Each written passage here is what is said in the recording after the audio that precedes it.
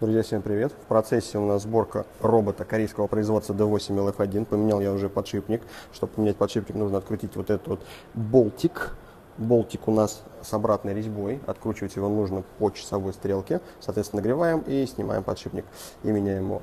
Также приехали запчастюльчики. Это у нас оригинальный комплект сцепления в сборе вместе с выжимными подшипниками. Ну и, соответственно, крышка-сальник. Тоже Original. Сейчас все это дело мы закинем сюда. Вот это дело потом закинем туда, и поедет она у нас на установку. Кстати, тут еще нужно очень правильно делать адаптацию. Адаптация делается только либо официальным оборудованием, либо специализированным. Обычным лаунчем и там Maxisys, всевозможными сканерами не получится.